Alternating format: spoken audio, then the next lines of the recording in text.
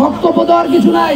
বক্তব্য ছিল আগেও এই স্বৈরাচার হাসিনার প্রেতাত্মা ছাত্রলীগ কুলাঙ্গার যারা ছিল তারা এখন নতুন করে এই এনসিপির উপর ভর করে আমাদের জাতীয় দলের সাবেক সাবজয়ী ফুটবলার আমিনুল হক ভাইয়ের নামে এবং আমাদের বিভিন্ন নেতাকর্মীর নামে অপপ্রচার চালাচ্ছে।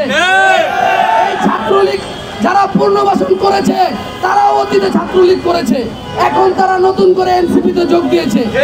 আমি আমার ঢাকা মহানগর পশ্চিম ছাত্রদল থেকে বলতেছি, পক্ষ থেকে বলতেছি, আমাদের ওয়ার্ড থানা এবং কলেজের নেতৃবৃন্দকে বলতেছি, যারা যেখানে ছাত্রলীগ সেখানে গণদোলাই দিয়ে এই বৈষম্য বিরোধী সময় যারা হত্যা মামলার আসামি তাদেরকে থানায় দিতে হবে।